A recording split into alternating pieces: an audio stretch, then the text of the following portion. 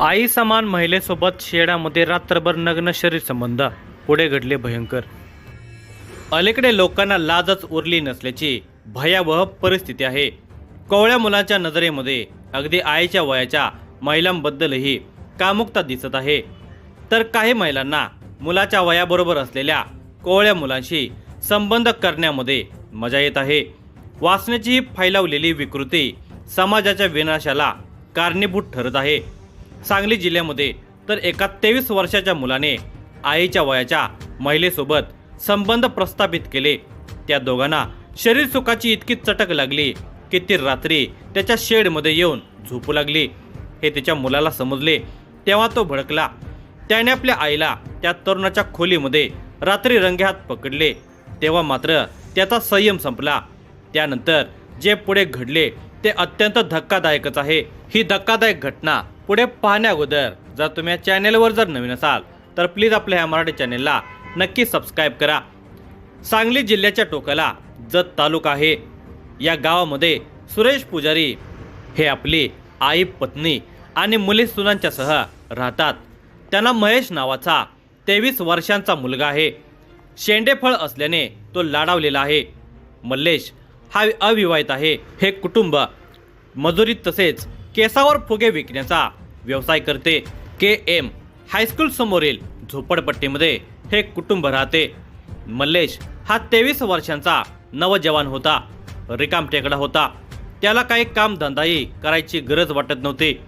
कसली जबाबदारी नसल्यामुळे रिकाम्या मनामध्ये वासनेचा खेळ सुरू झालेला होता। समोर येणाऱ्या प्रत्येक बाईकडे वकवकल्या नजरेने पाहण्याचा चाळा कायमचा झालेला होता। यातून आजान बालिकेपासून प्रौढ बायकांच्यापर्यंत कोणाची सुटका नव्हती। त्याची भिरभिरती नजर आता एका प्रौढ बाईवर पडलेली होती। ती बाई त्याच्या आईच्या वयाची होती।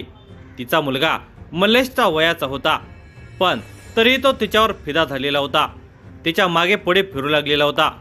तिलाही त्या कोवळ्या पोराचे मागे फिरणे आवडू लागले होते।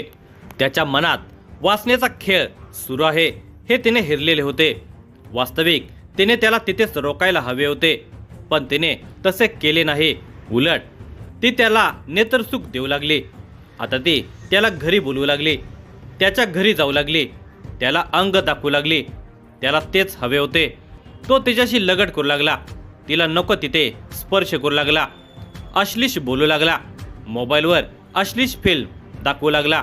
आता दोघांनीही आता लाज सोडलेली होती। याचे परिणाम किती भयंकर होणार आहेत हे त्यांना माहितीच नव्हते। परिणामाची जाणीव नसल्याने त्या दोघांचे प्रेम संबंध निर्माण झाले। तो म्हणायचा, ती माझी प्रेमिका आहे, इतका तो तिच्यासाठी वेडा झालेला होता। आता दोघे इतके कामांध झाले होते की ते कधी भेटत होते। कधी तो तिच्या घरी जाऊन संबंध ठेवत असे, तर कधी ती रात्री त्याच्या शेडमध्ये यायची आणि रात्रभर त्यांचा खेळ चालायचा। हळूहळू हे प्रकरण अनेकांना माहिती झाले होते। त्या महिलेचा मुलगा रोहित माने हा गुन्हेगारी प्रवृत्तीचा होता।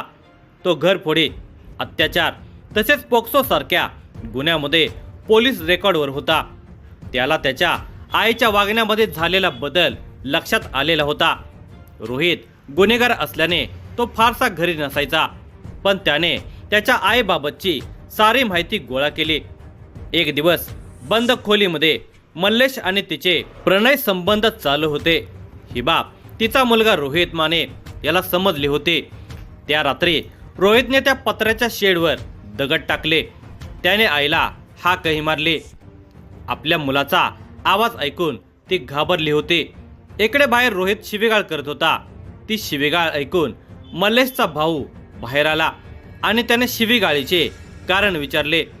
तेव्हा रोहित माने त्याला म्हणाला, हा मल्लेश माझ्या आईच्या मागे लागला आहे, असे म्हणत त्याने शिवी हासडली। आत बसलेल्या मल्लेशने ते ऐकले आणि बाहेर आला। तो बाहेर आल्यावर रोहित माने याने त्याला लाथाबुक्क्याने मारहाण केली। तुला आता जिवंत सोडणार नाही अशी धमकी दिली। त्यानंतर तो आईला सोबत घेऊन निघून गेला। परंतु आपली आई थेट जाऊन मल्लेशच्या घरामध्ये झोपते हे आपल्या डोळ्याने पाहिलेल्या रोहितच्या मनामध्ये मल्लेशविषयी सूड भावना निर्माण झाली होती। त्याने आईला आणि मल्लेशला रंग्यात पकडलेले होते। आजूबाजूच्या लोकांनीही ते पाहिलेले होते। आता त्याच्या मनामध्ये मल्लेशचा काटा काढण्याचे विचार येऊ लागले। रोहित माने याने त्याचा जिगरी दोस्त शुभम पाथरूट याला जे काही घडले आहे ते सविस्तर सांगितले। त्यानंतर रोहित माने आणि शुभम पाथरूट हे दोघेही मल्लेशच्या पाळतीवर राहू लागले। त्यांनी त्याची खडानखडा माहिती घेण्यास सुरुवात केली आणि तो एकटा कधी सापडतो याची ते वाट पाहू लागले। सोमवार दिनांक 9 फेब्रुवारी 2026चा तो दिवस मल्लेशने घरातील सदस्यांसोबत एकत्र जेवण केले। दुपारी 4च्या सुमारास मल्लेश हा त्याच्या मोटरसायकलने जत गावामध्ये गेलेला होता। त्यानंतर तो घरी परत येत असताना त्याला रोहित माने आणि शुभम पाथरूट या दोघांनी मार्केट यार्ड जत येथील पार्वती खन गोडाऊन जवळ गाठले। त्याला रोहितने बेदम मारहाण केली। खाली पडलेले दगडविटा रोहित आणि शुभम या दोघांनी उचलले आणि थेट मल्लेशच्या डोक्यामध्ये घातले। मल्लेश जीवाच्या आकांताने ओरडत होता। हात जोडत पुन्हा परत असे करणार नाही असे म्हणत होता। पण रोहित आणि शुभम हे इतके चिडलेले होते की त्यांनी महेशच्या डोक्यामध्ये दगडविटा घालून त्याचा निर्गुण खून केला। मल्लेश रक्ताच्या थराळ्यामध्ये पडलेला होता। ही बाब मल्लेशच्या मित्राने मल्लेशच्या भावाला आणि वडिलांना कळवले।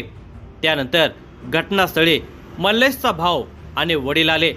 ही घटना जत पोलीस ठाण्यामध्ये कळवल्याने जत पोलीसही घटनास्थळी दाखल झाले। घटनास्थळी जतचे उपअधीक्षक सचिन थोरबोले, पोलीस निरीक्षक संदीप कोळेकर, हवालदार राज सावंत, सुनील वनखेडे, हवालदार अच्युतराव माने, कॉन्स्टेबल सय्यद अली मुल्ला त्या ठिकाणी दाखल झाले। त्यांनी घटनास्थळाचा आणि मृतदेहाचा पंचनामा केला। त्यानंतर मृतदेह पोस्टमॉर्टमसाठी जत प्राथमिक आरोग्य केंद्रामध्ये पाठवण्यात आला। जत पोलिसांनी मल्लेशच्या खुनाबाबतची प्राथमिक माहिती घेतली।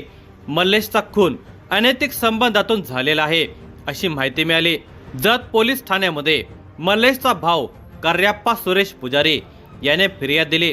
गुन्हा रजिस्टर नंबर 81/2026 भारतीय न्याय संहिता कलम 103(1)(3)(5) प्रमाणे संशयित रोहित राजेंद्र माने वय वर्षे 18 राहणार निगडी कॉर्नर जत, शुभम दीपक पाथरूट वय वर्षे 21 राहणार विठ्ठलनगर जत या दोघांच्या विरोधात खुनाचा गुन्हा दाखल करण्यात आला।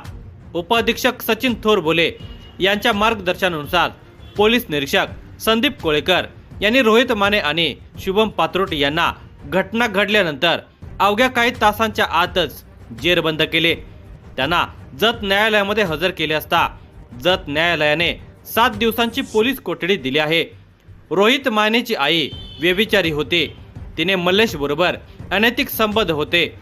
ती महिला राजरोसपणे वासनापूर्तीसाठी मल्लेशच्या खोलीवर यायची। ही बाब मल्लेशच्या घरच्यांना माहिती होते। तेव्हा त्यांनी मल्लेशला काही विरोध केलेला नव्हता। पण ही बाब तिच्या मुलाला समजली। त्याने मल्लेशला ठार मारण्याची धमकी दिली। तरी सुद्धा हा प्रकार थांबलेला नव्हता। अखेर जे व्हायचे तेच झाले। मल्लेशचा खून झाला।